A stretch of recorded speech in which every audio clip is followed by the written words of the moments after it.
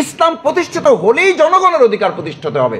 যতক্ষণ জনগণের অধিকার প্রতিষ্ঠিত হচ্ছে না, বুঝতে হবে ইসলাম প্রতিষ্ঠিত হয় নাই। যে আল্লাহর হক নষ্ট করে, যে আল্লাহর হক ফাঁকি দিতে ভয় পায় না, নামাজ আজানের সময় হয়েছে নামাজ পড়ে না, আল্লাহর হক যে ফাঁকি দেয়, সে আপনার হক ফাঁকি দিবে, আপনার হক খাবে, তাতে কোনো সন্দেহ আছে? আমরা তাদের কিছু অন্য বছর বিশ্বাস করলাম, এবার একটু দেখি না। এই দেখিটার জন্য 2026 সালে ব্যালটের যুদ্ধে আমরা একটা বৈপ্লবিক পরিবর্তনের সিদ্ধান্ত নিতে চাই ইনশাআল্লাহ। আপনার সাথে ইসলাম আছে, আপনি হিরো। আপনার সাথে ইসলাম নাই, আপনি জিরো। আবুল হেকাম, সে তো আবুল হেকামই ছিল, গুরুত্বপূর্ণ লোক ছিল, বুদ্ধির বাপ, জ্ঞানের পিতা বলা হতো তাকে।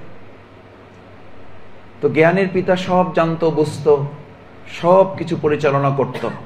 কিন্তু যখন ইসলাম আসলো, ইসলাম এসে তাকে বলে দেওয়া হলো, তুমি শুধু বুদ্ধির বাপ, বুদ্ধি কিছুই না, তুমি এখন শুধু মূর্খ না, তুমি এখন মূর্খেরও বাপ। কারণ তখন ইসলাম ছিল না, তুমি জ্ঞানের বাপ ছিলা। এখন ইসলাম এসেছে, যদি ইসলামের সাথে থাকো তাহলে তুমি বুদ্ধির বাপ, ঠিকই আছে, আর না হলে তুমি মূর্খের বাপ। শুধু মূর্খ না, তুমি মূর্খের বাপ। এটা আজকেও প্রমাণিত। তখনকার সময়ে আধুনিক সাহিত্য বলেন, আধুনিক বিজ্ঞান বলেন, যতদূর তখন আবিষ্কার হয়েছে তার পুরোটাই এই আবুল হেকাম নামক আবু জেহেলের কাছে ছিল। শুধু ছিল না ইসলাম, শুধু ছিল না কোরআন। আচ্ছা, এইটা সিম্পল কথা না। যদি আবুল হেকাম বুদ্ধির বাপের কাছে ইসলাম আর কোরআন না থাকার কারণে ওইটা মূর্খের বাপ হয়ে যায়, আজকের যুগে কোনো বুদ্ধির বাপ যদি কোরআন এবং ইসলাম বাদ দিয়ে কথা বলে, তাহলে আবু জেহেল হবে না আবুল হেকাম হবে? কি হবে? আবু জেহেল হবে। শফিকুল ইসলাম মাসুদও যদি তার পুরো কথার মধ্যে জান্নাতের আলোচনা নাই, জাহান্নামের আলোচনা নাই, পরকালের আলোচনা নাই, ইসলাম নাই, কোরআন নাই, হাদিস নাই, কিচ্ছু নাই, শুধু ব্যক্তির কথা, শুধু দুনিয়ার দর্শনের কথা,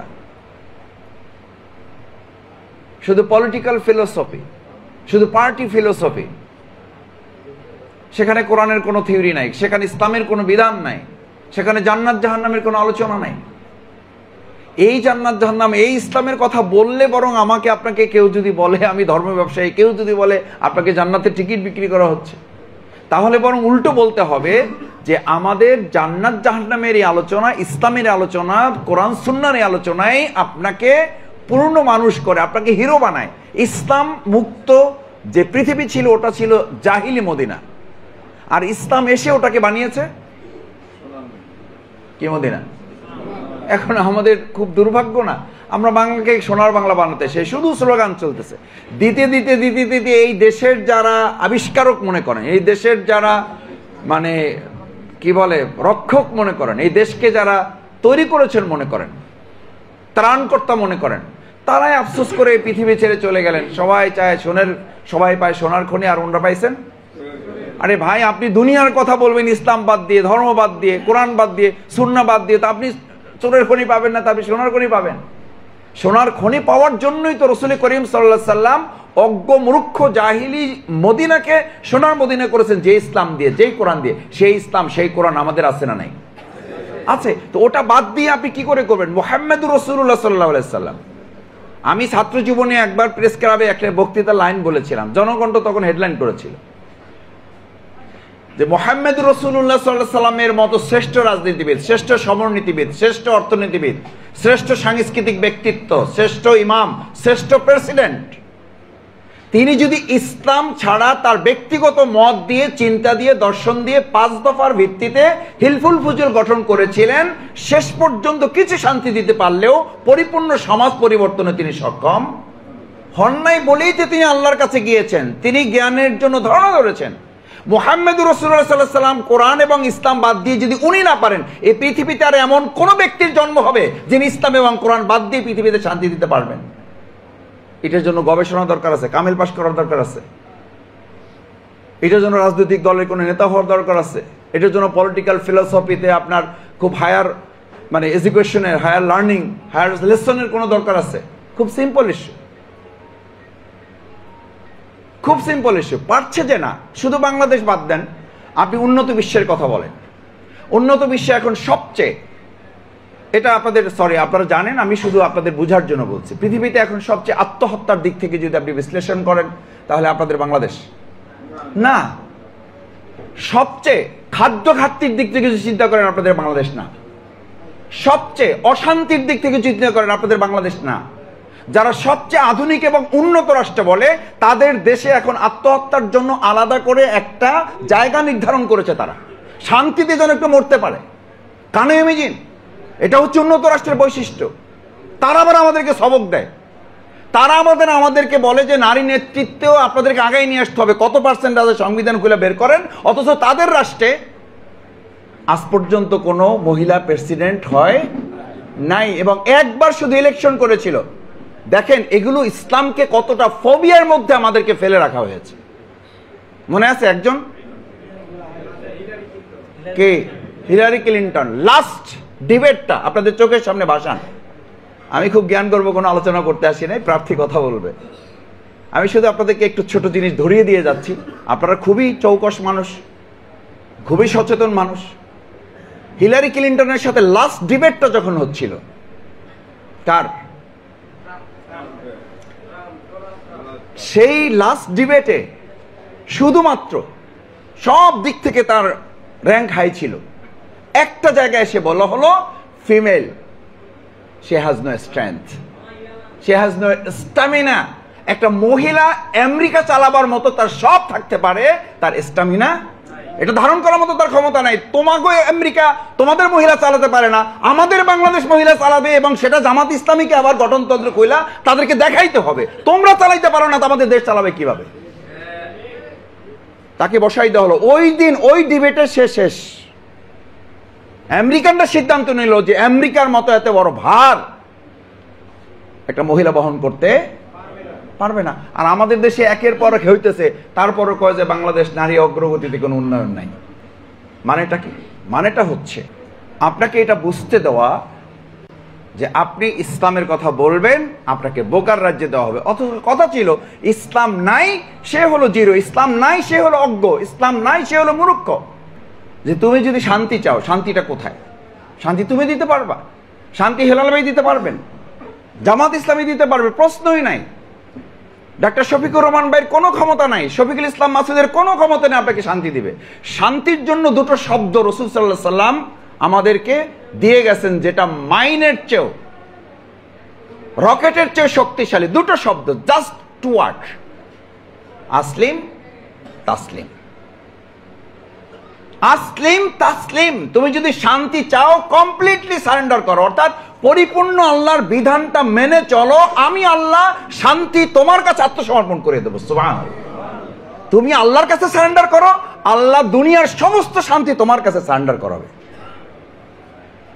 লেকচার শেষ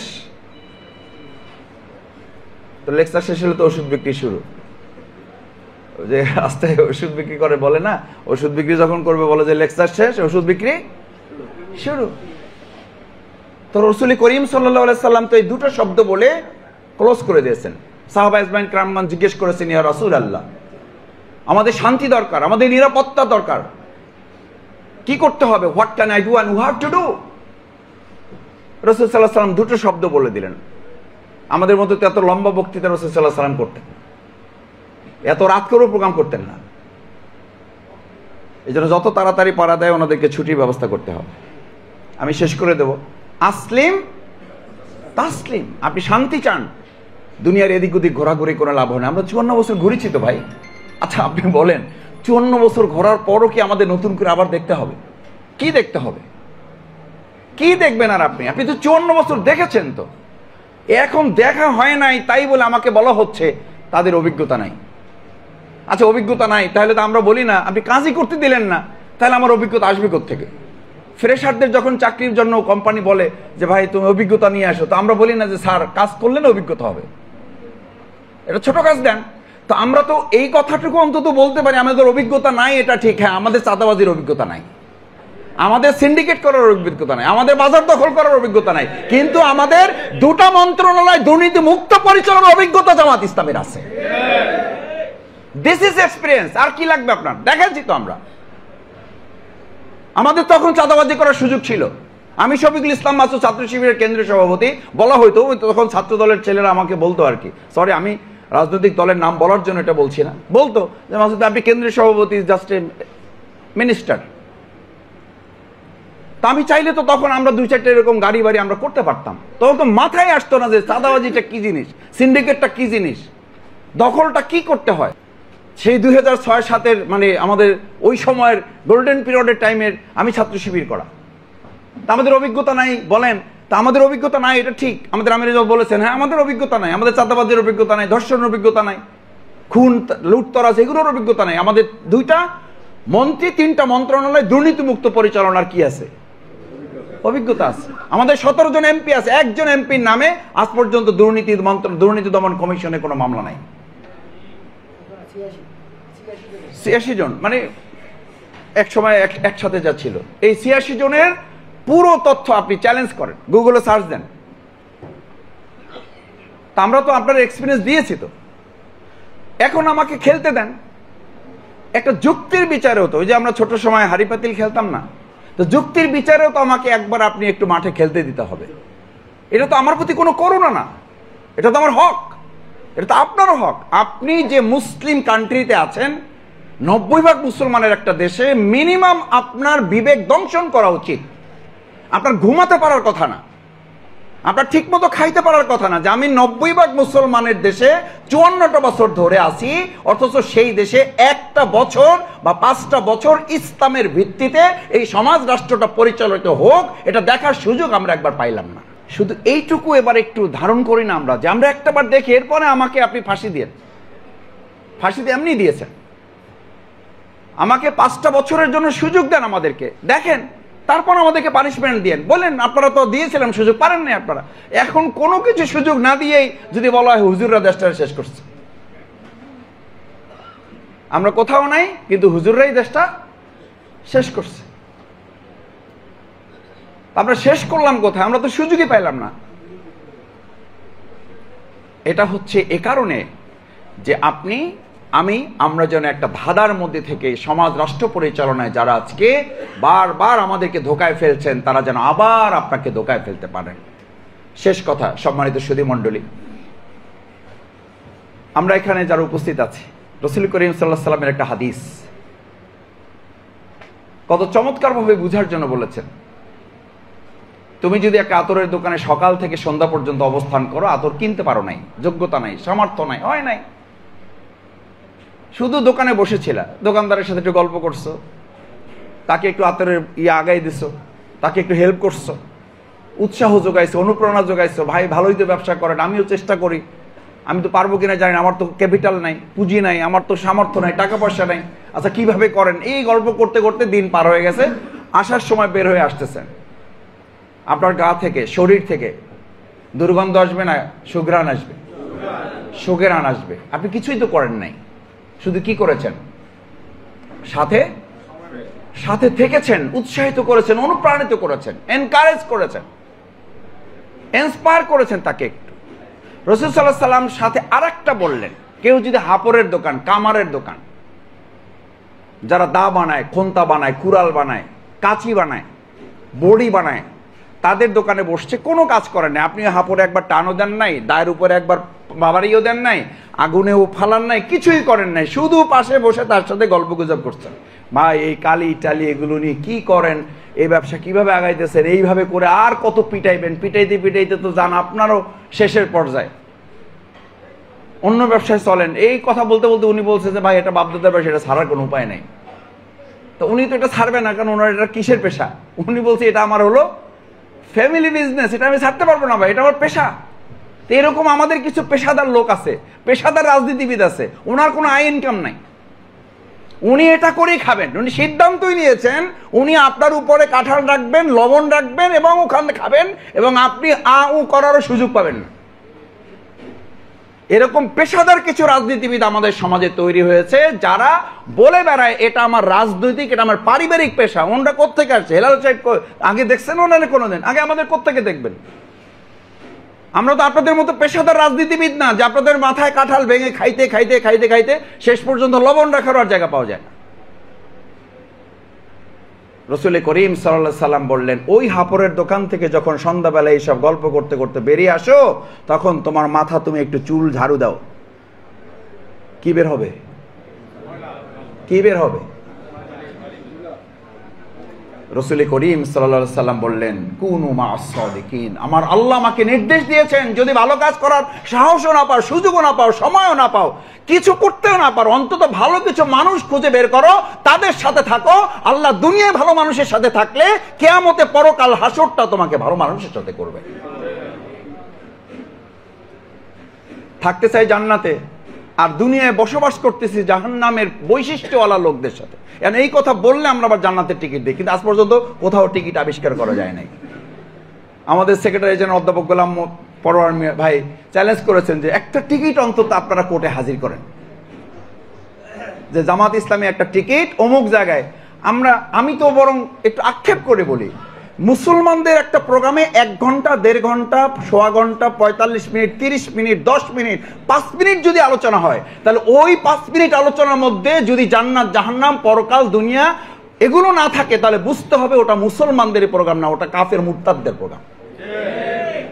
কারণ মুসলমানদের আসলটা দুনিয়া না। আমাল হায়াতুদ দুনিয়া ইল্লা কালিল ওয়া ইয়াকুলুনা ওয়াইলাতানা।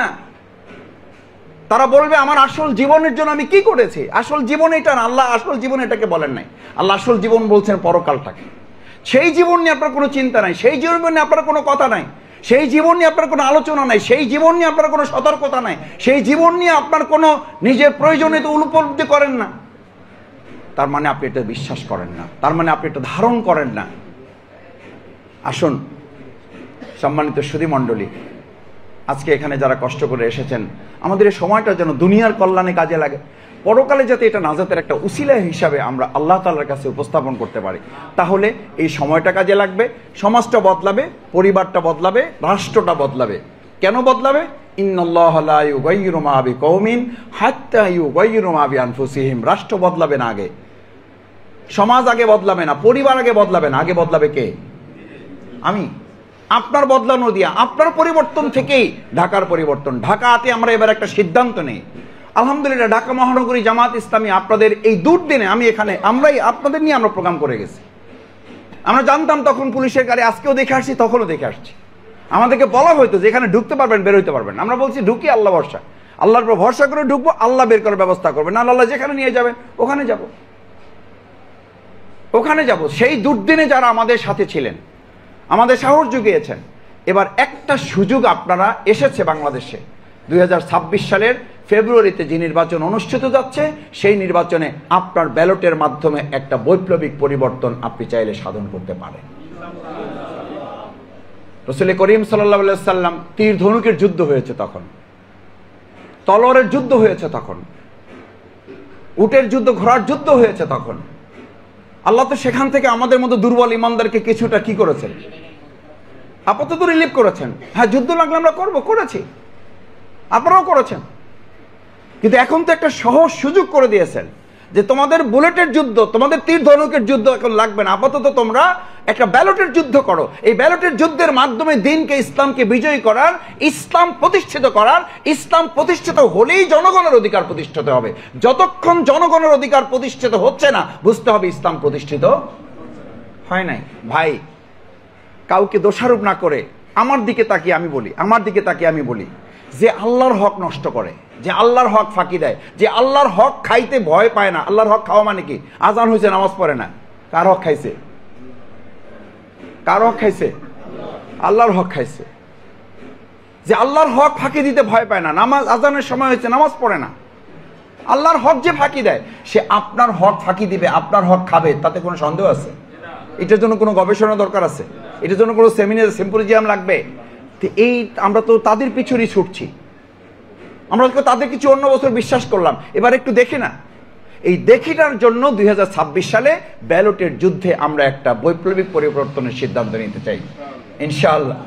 আল্লাহ সুবহানাহু ওয়া তাআলা আমাদের সবাইকে ঢাকা 8 আসন সহ আমাদের এই ঢাকা মহানগরী দক্ষিণে 7টা আসনে আলহামদুলিল্লাহ আমাদের অ্যাডভোকেট হেলাল ভাই সঙ্গে আমি কথা বলতে চাই না। আমরা ব্যক্তি নিয়ে কথা বলি না, আমরা কথা বলি, আমরা হেলাল ভাইকে সংসদে পাঠাতে চাই না। আমাদের হেলাল ভাই প্রতীক মাত্র, উনি একটা জাস্ট উনি সিম্বল। আমরা ক্ষমতায় পাঠাবো কি? ইসলাম। ইসলাম আমাদের প্রতিনিধিত্ব করবে। যদি ওর আলোকে উনি না চলে, ওনাকে আপনার ধরতে হবে না, এই যে সংগঠন ওনাকে তৈরি করেছে সেই সংগঠনই ওনাকে ধরবে। আজকে আমিরে জামাত আমাদের সবাইকে সামনে রেখে বলেছেন, যদি কেউ লাইন ক্রস করেন, তাহলে তার পরিণতির জন্য তাকে অপেক্ষা করতে হবে। এটা তো ট্রেনিং, আমাদের এই ট্রেনিং এর মধ্যে আমরা আছি, আমরা প্রতি মুহূর্তের মধ্যে আছি, কখন আমাকে বলে দেওয়া হবে আপনার দরকার নেই। আর আমরাও আবার, আমাকে যখন এটা বলা হয় তখন আমরা আবার হাফ ছেড়ে বাঁচি যে আলহামদুলিল্লাহ বাঁচলাম এই দায়িত্ব থেকে। ঢাকা মহানগরীতে এই 8 আসনে শুনেছেন জামাত ইসলামের 3 জন ক্যান্ডিডেট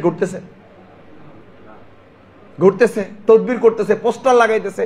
এখানে আসার সময় একজন হেলাল ভাই স্লোগান দেয়, একজন মাসুদ ভাই স্লোগান দেয়, একজন মাসুদ ভাই স্লোগানের সময় হেলাল ভাই গ্রুপ চুপ থাকতেছে, হেলাল ভাই গ্রুপের সময় সুমনের গ্রুপ চুপ থাকতেছে। এটা জামাতের মধ্যে তো আছে আলহামদুলিল্লাহ।